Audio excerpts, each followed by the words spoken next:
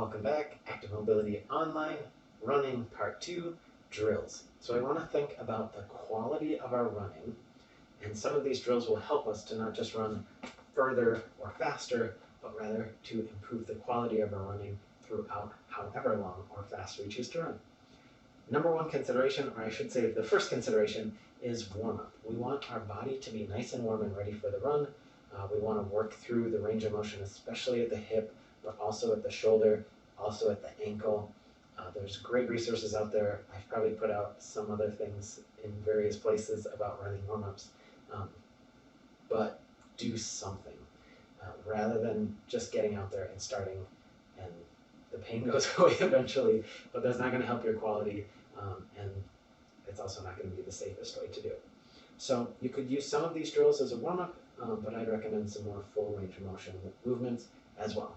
So drill number one is just running in place. So when we think about running in place, we just think picking one foot up, putting it down, picking the other up, putting it down. So this would be a good warm-up. Keeping in mind all of the things we're trying to do around exercise in general. Keep our core nice and solid, spine lengthened, shoulders in this neutral position as opposed to rounded. Usually just stretching up through the crown of the head helps with that. So if you can speed this up, then it looks a little bit like running in place. I always touch my fingers together when I run. So something to consider when you're running in place is that I'm going from one whole foot on the ground to the other whole foot on the ground. I'm not staying up on my balls of my feet the whole time. I wouldn't recommend anyone to run like this. I'm also not jumping from heel to heel. It's really hard to do that heel strike when you're running in place. So this drill will help you have better position of your foot under your body. So here we go, just running in place. I'm trying to take one whole foot and the other whole foot, trying to avoid having my knees come together, trying to avoid pressing way out there, one whole foot to the other whole foot, keeping as much stillness through the center of my body as possible. Getting the arms to move forward and back during that is great. So I'm allowing the heel to come down every single time as I'm running in place. Great. We can take some things and add to that. So I'm already looking at, is my whole foot coming down? Once my whole foot is coming down, am I centered in the weight? Am I centering my weight in the center of that foot? Other thing, is my core stable? Am I allowing this to really be relaxed in my butt back, taking some of the tension off here? Or am I trying to hold this a little bit tighter and be more upright and lengthened through my spine? Those are good things to think about. The running butt kicker is a great way to add power in that pull. So here in my regular running in place, I'm just picking the foot straight up, putting it straight back down.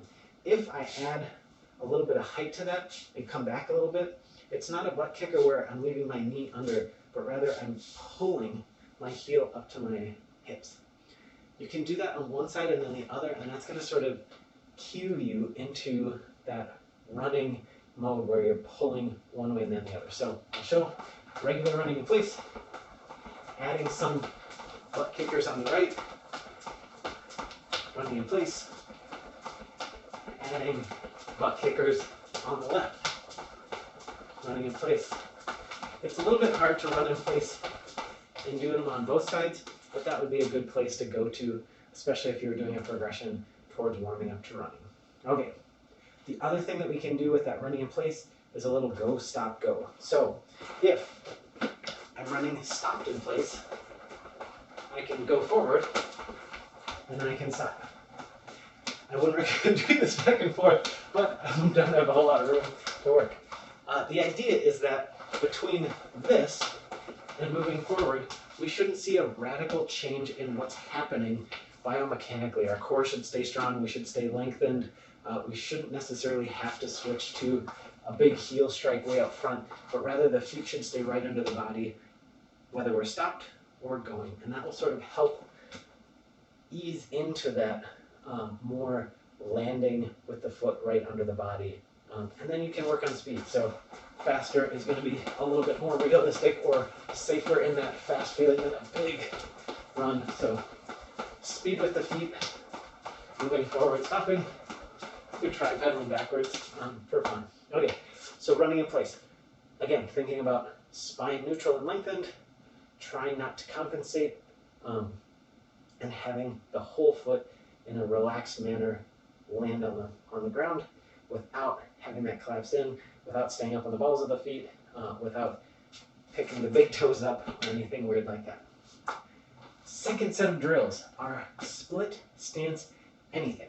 So doing anything in a split stance where, again, we have pelvis and low back neutral, lengthen through the spine, and we're trying to balance big toe, little toe, and heel when appropriate, is going to transfer to running mobility, running strength. So we want to try to spend some time in the positions we're going to be in while we're running. So if we do a bajillion squats, we do a bajillion deadlifts, we're not really getting into the positions that we're running in. Those movements can be helpful for our strength in running, but not as specific as anything in a split squat. So, for instance, just doing some split squat. Nice lengthened position. This is not exactly how I would recommend that we run. However, we can still work on activating that glute, opening up through the front here. We can have weight balanced side to side so that I'm not collapsing in, I'm not lifting that pinky toe up, and we can just do some split squats here. Great. Split squats are great. We can also do walking lunges. Again, trying to hit these nice strong positions. Getting the ball of the foot on the floor, having the hip straight, getting that leg extended in almost anything we do is going to help with that back swing of the leg at the hip. Also being in this position is going to help with some toe, bottom of the foot mobility. Being in this position, split squat, is going to help with that ankle and calf range of motion. These are all great things. To that end, a drill that I would recommend is some split squat calf raises. So vary these in a number of ways. Easiest would be kind of a smallish split squat and then doing calf raises in front and then calf raises in back. So I'm getting full range of motion at the toe, in the back, and the ankle. In the front, I'm getting a lot of strength in the stabilizers. I can also do a little bit of in-out movement with the knee. That's going to help me sort of build some of those side-to-side stabilizers. I can come up and back. I can do some in and out at the knee, still trying to hold everything neutral through the middle.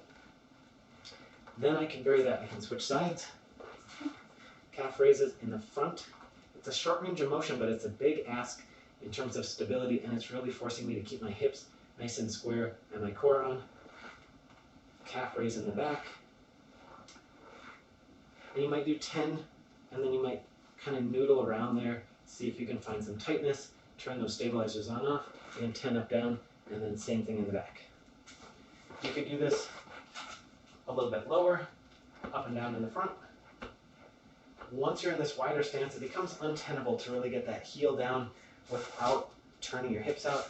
So we want to keep our hips square to the direction we're facing the whole time. Glutes on, abs on, but you can do these in the front. You can get a little bit lower in the front, and you can still hunt around. You could do some up, down in the back, but it's not going to be as possible to get that heel all the way down. So narrower stance, longer stance, calf raise in the front, calf raise in the back. These are going to help with that stability through the hips, core, as well as that strength and stability in the foot and the ankle. Continuing with drills, thinking about the shoulder. So we've kind of looked at some drills for the lower body and the core. Thinking about what is happening at our shoulder and upper body, we really want the upper body to remain relatively stable, but that arm has to track back to sort of counter the movement of the legs. So we want that arm in general to track straight back and straight forward. Some people will run with their hand coming up here, some people run with their hand coming out here. We want to avoid those elbows flaring out and that cross-body movement. This tends to happen a lot. You may get away with it for a long time. It's not the most efficient, and generally that's because we're tight here and we're weak in the back. And so as that shoulder comes forward, this is the movement that we can sustain for a while, probably getting some hunch in doing this, but then that's a lot of side-to-side and rotational movement that we then have to fight against, or that is then wearing away at our form. So an easy drill for this is just some arm sprints, what I call an arm sprint. So going elbow back, again, stretching them nice and tall, keeping the shoulders from hunching up or forward. And we're just coming back here, and then forward a little bit in the front. We just want to think that our arms are on the walls of a very narrow hallway, so our elbows can't flare out like so, and they're just going forward and back. This is a great warm-up for running. I mean, keep these fairly short. You could add a big overhead reach with this if you were worried more about mobility and actually wanting to expand that range of motion by squeezing the shoulder blades together in this position. But otherwise, for running, just right here. Some people say you should think about like you're playing a drum. I guess it'd be 2 drums right in here. You can think about that. It's fun. It's fun to think about something. So there we go. Arm sprint specifically for running. Now, a way to kind of make sure, if you're doing it wrong, a way to make sure that that is actually what we want to be doing is taking it to a single leg hold. That's going to force me to hold my hips together, core together, and then it's also going to force me to be pretty accurate with my forward and back. So if I'm doing this forward and back and the arms are actually countering each other in that forward-back motion, great, it's pretty easy to stand here. Try to keep my hands relaxed, try to keep my spine nice and lengthened through the top of my head. If I'm letting the elbows flare out, I get a lot more wiggle through my hips, through my foot. And you can see it happening. I can very easily feel it. If I'm going side to side like this, a lot of wiggle. So I'm thinking getting my weight balanced through the center of my foot and then just trying to keep it as still as possible as I go forward and back. If I'm doing something else, I'm going to feel the same thing on the other foot, forward and back. I can keep my weight pretty centered in my foot and pretty still. If I let my elbows flare out, other things start to happen. I can really feel that difference. So there you go. Arm sprints. Finally, some breathing stuff. I learned about this mostly from Kelly Starrett of the Ready State. And as well as some like Vivo barefoot running, I think, thing I took. I like to think about taking odd numbers of steps per breath cycle. So generally, if I'm tired and I'm not thinking about it, I'm going to go in, out, out, in, out. So I'm taking 2 steps on the inhale, 2 steps on the exhale. The problem with that is I'm always starting my inhale on the same foot, inhale, and then I'm always starting my exhale on that same foot. And I'm not getting any variety of what's happening and dispersing that load. So our diaphragm does our breathing for us, along with a bunch of other things, but it's also one of our key core stabilizers. So the effect of doing that over and over and over again, thousands of repetitions over the course of a single run, will magnify. So even though it's a small difference in the beginning of the exhale versus the end of the inhale or whatever it may be, we want to vary that. So one easy way to think about that is 3 in, 2 out. In, out, out. In, out, out. In, out, out. In, out. I wasn't actually breathing, but you get the drift. The other thing that odd breathing pattern can do is it allows you to pace your steps a little bit differently. So if you choose to take, say, 7 steps per breath cycle, that's going to force you to have really quick steps. 5 is going to be a little slower. 3, so it'd be in and out, in and out, in and out, would be really fast breathing. But you can play around with that, and it will at least give you a little more consciousness around that whole process and around controlling the speed of your steps. 2 in, 2 out is going to wear you out. It generally feels good and it's easy to get in a rhythm. But once you practice that 3 in, 2 out or 4 in, 3 out, it will become an easy to replicate pattern as well. It'll feel really weird at first, but good thing to practice. Another good drill is holding an exhale while you continue running and then picking up your breathing. You can do that with that breathing cycle. So it'd be something like this. So it'd be 3 in, 1, 2, 3 in, 2 out, 1 in, out, out, in, out, out, hold. And we go, hold for like 10, and then I go right back to in, out, out, in, out, out, in, out, out. That held exhale brings on a little bit of panic. It also forces your core to work really hard on an exhale instead of having that full breath to press against, and then regaining your breathing pattern after that held exhale is really good practice to sort of get your core functioning really well and get your breathing functioning really well and be sure that they can operate independent of each other while also making sure that your running technique and your stability can keep itself going regardless of what those other systems are doing. So very good practice. It's a little panic inducing, so start slow at first. Don't push yourself to a point of like you're dying because you're also running, so you want to be safe. Okay. Finally, last thing on drills, last point on drills is again intervals. Running intervals is a really good way to build your technique. So some thoughts on that. You could run a minute on, 30 seconds off.